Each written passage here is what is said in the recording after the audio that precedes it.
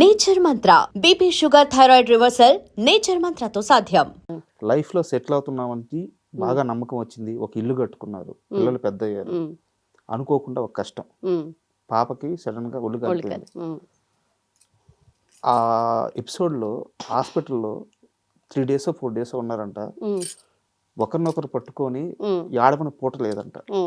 ఏం జరిగింది అసలు హాస్పిటల్? అసలు మా పెద్ద పాపకి ఒళ్ళు కాలింది సార్. ఆ ఒళ్ళు కాలినప్పుడు ఏంటంటే ఎంత ఏజ్ అప్పుడు? LKG student. చిన్న పాప, అవును ఎల్కేజీ స్టూడెంట్. చిన్న పాపకి 2 years చిన్న పాప. పెద్ద పాప ఎల్కేజీ స్టూడెంట్. ఆమెకి ఒక 42% బండి అంటే మొత్తం ఒక కోడి చర్మం కదా ఊడిపోయినట్టు ఊడిపోయింది. వేడి నీళ్ళు పడితే ఒక కోడికి వితిన్ సెకండ్ల చర్మం ఎలా ఊడిపోతుందో అలా ఊడిపోయింది, మొత్తం ఊడిపోయి ఆ బేబీ ఇలా చూసుకోగానే అమ్మాయి కోమాలోకి వెళ్ళిపోయింది. పక్కన వాళ్ళు ఏంటి చచ్చిపోయిందని చెప్తున్నారు. అది ఇంట్లో హాట్ వాటర్ పెట్టాం. ఏమన్నా గీజర్ ఉంటుంది కదా, ఈ 400 rupees గీజర్స్ ఉంటాయి, బకెట్లో పెడతాం. అది పెట్టేసి స్పాట్ డెడ్ అయి ఉండాల్సింది, కానీ భగవంతుడు ఏంటంటే స్పాట్ డెడ్ అవ్వాల. అది హీటర్ పెట్టేసి నేను స్విచ్ ఆన్ చేస్తున్నాను. మా సుబ్బు గారు బయట ఉన్నారు.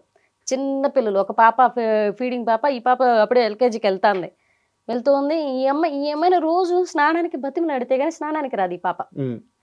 అలాంటిది ఆ రోజు నేను పిలవక తలకే బాత్రూంలోకి వెళ్ళింది. అది ముట్టుకోగానే షాక్ వచ్చింది. ఈమెం చేసి ఆ షాక్ వచ్చిన కింద పడిపోయింది. ఆ కింద పడ్డంతో కాలు తన్నింది అనమాట బకెట్ని. ఆ నీళ్ళు వచ్చి మీద పడిపోయినాయి. ఇంకా ఎక్కువైంది అది. అది కానీ ఆ హీటర్ పక్కన పడిపోయింది, ఈ వాటర్ వచ్చి మీద పడిపోయినాయి. వితిన్ సెకండ్ నేను పోయి ఆపడం జరిగింది. పాపను ఎత్తుకుని ఈ హాట్ బాగా కాగిన నీళ్ళ వల్ల మొత్తం ఊడిపోయింది చర్మం, స్కిన్ ఊడిపోయింది. ఆ పాప ఇలా చూసుకునేసరికి నాకు షాక్ కాదు, ఎట్లా అరిచానంటే నేను, మా వారు బయట ఉన్నారు, పరిగెత్తుకుంటూ వచ్చారు, మా మామగారు అందరూ ఉన్నారు. తీసుకొని ఆ పాపని నెల్లూరు, టైం చూస్తే ఏమో 7:30 8:30. ఆ టైంకి డాక్టర్ రవి గారు డ్రింక్ చేస్తున్నారు. నెల్లూరు చిన్నపిల్లల హాస్పిటల్ డ్రింక్ చేస్తున్నారు ఆయన. పాప ఏమంటే ఆయన డ్రింక్ చేసి స్మెల్ వస్తుంది బాగా. మేము వెళ్ళి పాపను తీసుకెళ్ళి చూపించిన తర్వాత ఆయన ఏమంటున్నారు, పాప చచ్చిపోయింది తీసుకెళ్ళండి అన్నాడు. పాపకు శ్వాస ఆడుతుంది, పాప బతుకుంది మాకు తెలుస్తోంది, చేయి పట్టుకొని ఉంది నాది, కానీ మాట్లాడట్లా, భయపడిపోయింది. కానీ అక్కడున్న మిగతా డాక్టర్స్ ఏం చెప్పారంటే వితిన్ సెకండ్స్లో మెడ్రాస్ తీసుకెళ్ళిపోండి, వితిన్ సెకండ్స్లో మెడ్రాస్ తీసుకెళ్ళి బతికే ఛాన్స్ ఉంది అని చెప్పంగానే అక్కడి నుంచి ఆయన చెయ్యాలనుకుంటున్నా కానీ తాగి ఉండడం వల్ల చేయలేకపోతున్నారు. అంటే అప్పుడు ఆయన ఓపీ చూస్తున్నారు. ఆయన ఉన్నారు. ఆయనకి అది వెళ్ళిపోయే టైం అంట. ఆయన వెళ్ళిపోయే టైంలో మేము వెళ్ళాం ఎమర్జెన్సీ. కానీ ఆయన ఏంటంటే బాబా చనిపోయింది తెలుస్తుంది ఇట్లా అంటున్నారు. పక్కన వాళ్ళు మేనేజ్ చేస్తూ ఆయన తీసుకెళ్ళిపోయారు పక్కకి. ఆయన తీసుకెళ్ళిపోయిన తర్వాత ఇంకొక డాక్టర్ వచ్చి మాట్లాడి, పాప బతికే ఛాన్సెస్ ఉంది, కానీ మీరు డబ్బులు పెట్టుకెళ్ళితే కంచికామహోటి హాస్పిటల్స్ ఉన్నాయి మెడ్రాస్లో, అక్కడికి తీసుకెళ్ళమని చెప్పారు. మా దగ్గర డబ్బులు లేవు ఆ టైంలో, అప్పుడే ఇల్లు కట్టున్నాము, పూర్తయిపోయింది, చిల్లి కావలేదు డబ్బులు. ఏంట్రా బాబు ఈ పరిస్థితులు ఇలా ఉన్నాయని చెప్తే ఫ్రెండ్కి సేనన్న అయితే మాకు ఆ టైంలో డబ్బు సహాయం చాలా చేశాను. వడ్డీ లేదంతా పక్కన పెడితే డబ్బు సహాయం చేశారనమాట. సేనన్నకి ఫోన్ చేసి, అన్న మా పాప ఇట్లా చావు బతుకుల్లో ఉందన్న అంటే ఆయన వచ్చేసారు హాస్పిటల్ దగ్గరికి. వచ్చి 2 లక్షలు చేతిలో పెట్టేసి తీసుకెళ్ళమని చెప్పారు. మాకైతే మేము ఎదిగేటప్పటి నుంచి, మేము ప్రేమించుకున్నప్పటి నుంచి మాకు సపోర్ట్గా నిలబడింది, ఈ రోజుకి సపోర్ట్గా ఉన్నది మా సేనన్నే, నెల్లూరు సేనన్న. వెళ్ళిపోయామన్నమాట. పాపను తీసుకెళ్ళిపోతే వాళ్ళు కాంచికామహోటి హాస్పిటల్లో 2 లక్షలు కట్టించుకొని లోపల పిలిచిన తర్వాత పాప తను చూసుకొని భయపడి కోమాలోకి వెళ్ళి చనిపోలే, కోమాలోకి వెళ్ళింది. పాప బయట రావడానికి ఇదంతా ఈ ట్రీట్మెంట్ అంతా అయ్యేసరికి 22 రోజులు పడుతుంది. 22 రోజులు ఐసీయూలోనే ఉన్నాం. ఐసీకి ఫర్ డే 8,000. అప్పట్లో 8,000 ఓన్లీ దాని రెంట్ మాత్రమే, ఓన్లీ రెంట్ మాత్రం 8,000. ట్రీట్మెంట్ మళ్ళీ చిన్నపిల్లల డాక్టర్ వస్తారు, ఎందుకంటే ఈమె కోమాలో వెళ్ళిపోయింది. మళ్ళీ మాతంగి మేడం అనమాట, ఆమెకి ట్రీట్మెంట్ చేసిన ఆమె, ఈ కాలిన దానికి ఆమె ట్రీట్మెంట్కి వేరే, ఈయన ట్రీట్మెంట్కి వేరే. మొత్తం ఈ 22 రోజులకి 8 లక్షలకి పైన అయింది మాకు. మా అమ్మ, మా అత్తగారు ఒక పాపని కూడా చూసుకోలేని అంత అసమర్థురాలా నువ్వు అన్నట్టుగా బిహేవ్ చేసి తిడుతున్నారనమాట. ఎదురుగా ఉన్నది ఐసీయూలో నా బిడ్డ అండి, నేను కన్న బిడ్డ. ఏదో పొరపాటున ఒక ప్రమాదం జరిగింది, పూర్తిగా నా కుటుంబ సభ్యులే నన్ను బ్లేమ్ చేస్తున్నారు. ఆ టైంలో బ్లేమ్ చేస్తుంటే నా కడుపులో పేగులు మెలిపెడుతున్నాయి. అసలు అవతలుంటుంది నా బిడ్డ, నేను కన్న బిడ్డ, అది నేను చంపుకోవడం ఏంటి అన్న ఫీల్లోనే ఉన్నాను. ఆ టైంలో మా సుబ్బు గారు, అది కన్నబిడ్డ, నీ బిడ్డను నువ్వు చంపుకుంటావా, మరి అది ఎందుకు చంపుకుంటుంది అని చెప్పి సపోర్ట్ చేసి మా అమ్మనే ఉంటుంది అంటే నీ అంత అసముద్రాలువా నువ్వు బిడ్డను కూడా చూసుకోలేని పరిస్థితిలో ఉన్నావా అనేసింది. నాకైతే కడుపులో పేగులు మెలిదిప్పేసాయి అనమాట. అరే ఏంటి ఎవరు నాతో సరిగా మాట్లాడట్లేదు, మా పాపను అలా చూసేసరికి నాతో ఎవరు సరిగా మాట్లాడట్లేదు. అరే ఏంట్రా వీళ్ళు, నేనేదో తప్పు చేశాన్న ఇదిలో చూస్తున్నారు, అది నా బిడ్డే కదా, నేను ఎందుకు చేసుకుంటాను దాన్ని. నాకు ఒక రకమైన బాధ అయిపోయి 3 రోజులు బ్రష్ లేదు, తిండి లేదు. ఐసీయూలో నుంచి అమ్మాయి 72 hours తర్వాత చెప్తామన్నారు వాళ్ళు. 24 hours కూడా కాదు, 42 hours కాదు, 72 hours తర్వాత చెప్తామన్నారు డాక్టర్ గారు. ఈ 3 రోజులు ఏం చెప్తారు, ఈ పాపను ఎలా బయట వస్తుందో లేకపోతే చచ్చిపోతుందో నా మైండ్లో ఇదే రన్ అవుతుంది. ఏంటి ఈ వాళ్ళు ప్రతి ఒక్కరూ వాళ్ళకున్న కోపం ఉంది, మా సమయం ఏంటి ఇలా వచ్చింది అనేసి అర్థం చేసుకునేదానికన్నా వాళ్ళు నా మీద కోపం ఉన్నారు. అంటే ఆ క్షణం నువ్వు పట్టుకో ఉంటే ఈ ప్రమాదం జరగదని, ఈ ప్రమాదాన్ని ఒక క్షణం మనుషులు పట్టుకోగలిగితే, ప్రతి క్షణంలో ఒక మనిషిని ఒక ప్రమాదాన్ని ఆపగలిగితే చాలా ప్రమాదాలు ఆపవచ్చు. మనకు తెలియకుండా జరిగేదానికి మనకు తెలిసి కాపాడుకునేవడం వేరే. బాత్రూంలోకి ఆ పాప వెళ్తున్నది విషయమే నాకు తెలియలే, నేను వంటగదిలో ఉన్నాను. ఆ పాప వెళ్ళి ఇలా చేసుకుంటుంది అంటే ముందు నీళ్లు ఆపుకోవాలి కదా, ఇలా అంటే తర్వాత మనకు చాలా అనిపిస్తాయి, ఇలా చేసి ఉండొచ్చు అలా చేసి ఉండొచ్చు. కానీ ఆ సమయం మనకు చెప్పా పెట్టకుండా వచ్చిన కష్టానికి ఆ నింద మనం మోస్తున్నప్పుడు ఉంటుంది చూసే ఆ బాధ. ఆ టైంలో మా సుబ్బు గారు చాలా సపోర్ట్ చేశారు. వదిలేసి తనని ఎందుకు అంటారు అసలు, తనని అంటే వాళ్ళు మా అత్తగారు మా అమ్మ అసలు మా అమ్మకి నేను చాలా ఇష్టం. మా అమ్మ కూడా తిట్టడం నాకు నచ్చలు అసలు. మా అత్తగారు వీళ్ళంతా ఒక రకమైన చిన్న చూపు చూస్తున్నారు. హాస్పిటల్ అంతా ఏడుపులు, మా పాప లోపల ఉంది. నాకు ఆ అమ్మాయి 4 ఏళ్ల తర్వాత పుట్టింది. ఆ పెళ్ళి 4 ఏళ్ల తర్వాత పుట్టింది. ఏంట్రా వీళ్ళు ఇంత మాటలనేస్తున్నారు, పాప ఏమో లోపల ఉంది, చనిపోతున్న వైబే వినపడుతుంది. మొత్తం పేషెంట్లు అందరూ అదే చెప్తున్నారు. ఒకటే అనుకున్నా, నేను శివయ్యని చాలా నమ్ముతాను, నా ఇష్టదైవం. మా ఇంటి కులదైవం వచ్చి సుబ్రహ్మణ్యేశ్వర స్వామి, మా అత్తగారు వాళ్ళు కొలిచేది, మా అమ్మ వాళ్ళు వెంకటేశ్వర స్వామి. నాకు శివయ్య అంటే పిచ్చి ఇష్టదైవం. నేను ఒకటే అనుకున్నా, శివయ్య తీసుకెళ్తే ఇద్దరిని తీసుకెళ్ళిపో, ఆ పిల్ల చచ్చిపోయిందంటే వెంటనే నేను ఆత్మహత్య చేసుకొని చచ్చిపోతాను. ఎందుకంటే ఒక ఫెయిల్యూర్ తల్లిగా బతకడం నా వల్ల కాదు.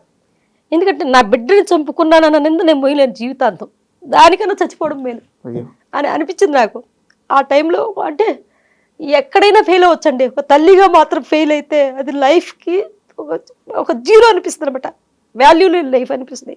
అరే ఇంత చిన్న బిడ్డని కాపాడుకోలేకపోయావా ఈ క్వశ్చన్ మార్క్ వస్తుంటే నాకు ఒక బాధ, లోపలంతా ఏడుస్తున్నాను నేను. 3 రోజులు సుబ్బుని పట్టుకుని ఏడిచాను నేను. లేదు, నాకు ఎదురుగా శివాలయం ఉంది, హాస్పిటల్ ఎదురుగా శివాలయం ఉంది, తల్లి ఎదురుగా బిడ్డ చచ్చిపోతుందన్న వేదన నేను పడ్డాను చూడు. అబ్బా చిన్న పాప, అదే నేను కన్నబిడ్డ నా కళ్ళ ముందు చావు బతుకుల్లో ఉందనేది తీసుకోలేకపోయాను. ఆ తర్వాత వాళ్ళు దానికి నన్ను బ్లేమ్ చేస్తుంటే ఇంకా తీసుకోలేకపోయాను అనమాట. సుబ్బు చాలా సపోర్ట్ చేశాడు. సుబ్బు మనస్తత్వం ఎలా అంటే కొన్ని విషయాలు తను చూసి నేను చాలా నేర్చుకున్నాను.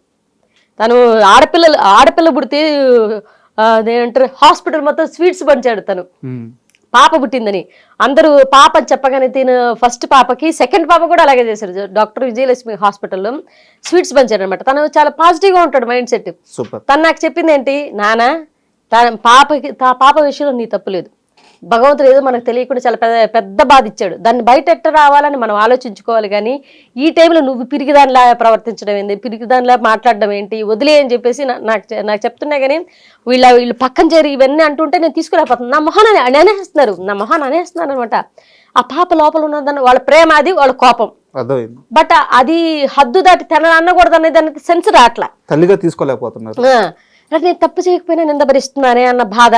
ఈ బిడ్డ బయటికి రావాలి, ఈ బిడ్డ బయటకు రాకపోతే నేను గట్టిగా నిర్ణయం తీసుకున్నమాట, ఈ పిల్ల కానీ పాప కానీ ఏదన్నా అయిపోతే ఇద్దరు శవం చూస్తారు. వీళ్ళు మెంటల్గా ఫిక్స్ అయిపోయాను. పాప కానీ చనిపోయింది ఏదన్నా అయిందంటే నేను ఉండను, నేను మెంటల్గా ఫిక్స్ అయిపోయాను, నేను ఉండను. ట్రీట్మెంట్ తర్వాత ఎలా బయటపడ్డారు? 22 రోజులు ఈ 7 రోజులు మాత్రం పాపకి కోలుకుందండి. 7 రోజులు కోమాల నుంచి బయటకు వచ్చింది. పిల్లలు డాక్టర్ని తీసుకొచ్చారు. ఆ పిల్లల డాక్టర్ ఫర్ డే ఆయనకి ఎంతో 50,000 ఎంతో అవుతుందన్నారు. ఆయన 3 days ఏమో ట్రీట్మెంట్ చేశారు. అంటే నడవడం కూడా మర్చిపోయే రేజ్కి వెళ్ళిపోయిందంట అమ్మాయికి. అమ్మాయి ఒకసారిగా అమ్మాయిని నడిపించి తీసుకెళ్ళి మాట్లాడించి ఒక ఐసీ రూమ్ని కూడా ఒక చిన్న పిల్లల గదిలాగా మార్చేస్తారు. ఎక్కడ పడితే అక్కడ బెలూన్స్ కట్టి మాట్లాడిస్తూ నన్ను 24 ఆయన ట్రీట్మెంట్ చేసేటప్పుడు మాత్రం చిన్నపిల్లల డాక్టర్ నన్ను బయట ఉంచేవాళ్ళు ఒక అరగంట. ఆయన బేబీతో మాట్లాడుతూ ఉండేవాళ్ళు, స్పర్శిస్తూ ఉండేవాళ్ళు, చెప్తూ ఉండేవాళ్ళు. ఆ తర్వాత మళ్ళీ ఆయన బయట వెళ్ళిన తర్వాత నన్ను పిలిచి అమ్మ ఏం మాట్లాడకుండా ఇన్ని మాట్లాడు. 5వ రోజు కళ్ళు తెరిచి మమ్మీ డాడీ ఇలా అందరినీ గుర్తుపెట్టి నానమ్మ అందరినీ మాట్లాడమన్నారనమాట. ఆయన ఫర్ డే 50,000 దాకా తీసుకున్నారు. కానీ బాగా చేశారు డాక్టర్. ఒక 1 hour వచ్చిపోతారు ఆయన. ఆయన వెళ్ళి ఆయన తర్వాత మాతంగి మేడం అనేసి ఆవిడ కాలిన దానికి ట్రీట్మెంట్ చేశారనమాట. ఇదంతా అయ్యేసరికి నాకు 8.5 లక్షలు దాకా అయిపోయింది. 22 రోజుల్లో 8.5 లక్షలు అయిపోయి వచ్చేటప్పుడు మాత్రం పాపని ప్రాణాలతో తీసుకొచ్చాం. చచ్చిపోయిందని నెల్లూరులో చెప్పిన డాక్టర్లు అక్కడికి వెళ్ళి వాళ్ళు పిచ్చిదైపోతుందని, కోమాలోకి వెళ్ళిపోయిందని, కోమాల నుంచి బయటకు వచ్చేటప్పుడు పిచ్చిదైపోయి వస్తుందని డాక్టర్లు చెప్పడం అట్లా ఇదంతా చెప్పారు. ఆ పాప ఈ రోజు చాలా బాగా చదువుకుంటోంది. చాలా బాగా స్కిన్ అంటే చిన్నపిల్లలకి ఎక్కడైతే త్వరగా బర్న్ అవుతుందో చిన్నపిల్లల స్కిన్, మనకైనా సరే బర్న్ అయితే ఒక వయసు వచ్చేంత వరకు మచ్చలు ఉండవంటండి. మచ్చలు పోతాయి, ఆ స్కిన్ గ్రోత్ అవుతూ ఉంటుంది. ఆ వయసులో తొందరగా గ్రోత్ అవుతుందంట. అది త్వరగా వచ్చే వయసు కాబట్టి ఏం పర్లేదని చెప్పారు నాకు. ఇప్పుడు వాళ్ళు ట్రీట్మెంట్ చేశారు. ఒక 3 సంవత్సరాలు మెడిసిన్స్ ఇస్తూ వచ్చేవాళ్ళు. ఒకరోజు అంటే ఇది ఎప్పుడో నాకు తెలియదు, మీరు బాగా ఏడుస్తున్నారంట, పాప కిట్ అయిపోయింది, 20 లక్షలు ఎంతో ఓవరాల్ గా అప్పు తేలిందంట ఇంటి మీద కానీ ఇన్సిడెంట్ మీద కానీ. ఆఫ్టర్ కరోనా సుబ్బు గారు ఒక మాట అన్నారంట, నాకు మీ ఇద్దరు ముఖ్యము. చెప్పండి, నాకు కూడా ఎమోషన్ వస్తుంది. ఆ ఇంటితో నేను పుట్టలేదు, ఈ డబ్బుతో నేను పుట్టలేదు, రేపు ఇంటిని అమ్మేస్తాను, 0 నుంచి నేను మళ్ళీ స్టార్ట్ అవుతాను, మీ ముగ్గురు నాకు ముఖ్యం అన్నారంట. అవును. ఎట్లా అంటే ఈ స్ట్రగుల్ పీరియడ్లో ఇల్లు అమ్మేసిన పరిస్థితులు దాటుకుని బయటకు వచ్చాం. అప్పటికే క్యాటరింగ్లో అతను సప్లయర్గా మొదలైన వ్యక్తి, క్యాటరింగ్లో సప్లయర్గా మొదలైన వ్యక్తి వంట మాస్టర్గా స్టార్ట్ అయ్యాడు. నేను మాస్టర్గా స్టార్ట్ అయ్యాను. రోజుకు ఒక 10,000 వస్తుంది, 20,000 వస్తుంది, లేకపోతే ఒక 5,000 వస్తుంది. వంట చేస్తే ఒక కార్యక్రమం చేస్తే ఇంత డబ్బులు వస్తాయమ్మా, సో నువ్వు కంగారు పడకు, మనం ఉన్నది సంపాదించుకుని ఆ ధైర్యంతో బతుకుతున్నాం. వాళ్ళం ఇండస్ట్రీలో చిన్న చిన్న అవకాశాలు ఏదో వస్తున్నాయి, అవి చేసుకుంటూ బతుకుతున్నాం. కానీ ఒకసారి ఇల్లు అమ్మేస్తే నేను అడిగింది ఏంటి, ఇప్పటిదాకా మనం అంటూ ఇద్దరం బయటకు వచ్చిన తర్వాత కష్టపడి ఒక ఇల్లు కట్టుకున్నాం. అది నీ జ్ఞాపకార్థం, మన ఇద్దరి జ్ఞాపకార్థం. ఈ టైంలో ఇది అమ్మేస్తే తర్వాత 2 ఆడపిల్లకాయలు పుట్టారు. మనం ఏంటి ఇప్పుడు మా పేరెంట్స్ వీళ్ళందరి ముందు విలువ వచ్చిందా, ఇల్లు కట్టిన తర్వాత కొంచెం విలువ ఇచ్చారు అన్నమాట. అది కూడా లేకుండా పోగొట్టుకుంటే ఈ పాపను తీసుకెళ్ళి ఈ రెంట్ హౌస్లో ఎక్కడ మన వల్ల అవుతుందా, పర్లేదు కంటిన్యూ చేద్దామా. నేను బతుకున్నా, నేను సంపాదించి కట్టిన ఇల్లు, దాని మీద నమ్మకం ఉందా, నా మీద నమ్మకం ఉందా, నీ మీదే. మరి నేను బతుకున్నా కదరా, నేను బతుకున్నా, మీ ముగ్గురిని సాగడానికి నేనున్నా, నేను చచ్చిపోయిన రోజు నువ్వు ఏడవాలన్నారు. బస్సులో వెళ్తున్నాం, మా సీను అన్న వాళ్ళ ఫాదర్ ఫోన్ చేసి కరోనా కూడా అయిపోయింది, ఇది కరోనా తర్వాత ఇల్లు వచ్చింది కాబట్టి మధ్యలో కరోనా కూడా అయిపోయింది, మీరు 2 సంవత్సరాలు 3 సంవత్సరాలు వడ్డీలు కట్టల, ఈ వడ్డీలు తీసుకున్న 10 లక్షలకి అసలు చక్ర వడ్డీతో సహా కలిపి 22 లక్షల పైన అయిందని చెప్పారు. తీసుకున్న 10 లక్షలకి డబుల్ అయిపోయింది. ఎక్కడి నుంచి ఆ డబుల్ అయిపోయింది అనగానే మేము అన్న వాళ్ళకి తెలిసి ఇల్లు కట్టున్నామని ఆ అన్నకే చెప్పామన్నమాట. అన్న మా దగ్గర ఉన్నది ఇల్లే, ఆ ఇల్లు అమ్మేసి నీ చేతిలో పెట్టేస్తాం, డబ్బు కావాలంటే వచ్చి తీసుకో అన్న అంటే ఓకే అన్నారు. వాళ్ళ ఫాదర్ అంటే వాళ్ళ డబ్బులు కూడా అండి, వాళ్ళు కూడా మనకు ఆర్థిక ఇబ్బందులు ఉన్నారు, అవతలో సర్దుకుపోవడానంటే నువ్వు చెప్పిన మాట మీద నిలబడినట్టే. ఆ టైంలో అంతే కదా, వాళ్ళ డబ్బులు ఎంత స్నేహమైనా అండి. నేను ఆ సమయంలో బాధపడ్డాను, కానీ మా సుబ్బు గారు ఒక మాట అన్నారు, నీ స్నేహితుడే కదా, అసలు తీసుకోవచ్చు కదా, వడ్డీ మానేయచ్చు కదా. నేను ఒక మాట అన్నాను, అబద్ధం ఎందుకు చెప్పాలి, నేను ఆ మాట అంటే మా ఆయన ఏమన్నారు, కానీ నీకు అది ఆపద వచ్చిన రోజు నీ తల్లి కానీ నా తల్లిదండ్రులు కానీ ఎవరు రూపాయి చేతులు పెట్టలే, ఎవరు బయట నుంచి తీసుకొచ్చి ఇవ్వాల. వాళ్ళకి సర్కిల్ ఉంటుంది, వాళ్ళు బట్టే వాళ్ళకి లేని సర్కిల్, నీకు లేని సర్కిల్, మీ అమ్మకి లేని సర్కిల్, నాకు ఒక సర్కిల్ ఏర్పడి నా ఫ్రెండ్ నేను ఏదో ఇస్తానని, పై డబ్బులు ఇస్తానో చిల్లర డబ్బులు ఇస్తానో ఆశపడి వాడు 2 లక్షలు తీసుకొచ్చి ఇచ్చాడు. అది దాకా మళ్ళీ ఇంకా చేతిలో పెట్టాడు. ఆ టైంకి అయితే చేతిలో డబ్బులు పెట్టారుగా. పెట్టాడు కదా.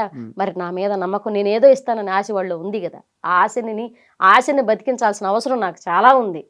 నా ఫ్రెండ్ నన్ను ఈ మాట తప్పలేదని నేను నిరూపించుకోవాలి. నేను కట్టుకుంటా అన్నారు. ఆ ఇల్లు అమ్మేసి ఆ డబ్బులు కట్టేశారు. అది కూడా అది ఎంత 17 లక్షలకి ఏమో పోయింది అంతే, అంతకు మించిపోలే. ఆడేమో 22 లక్షలు లేలుంది.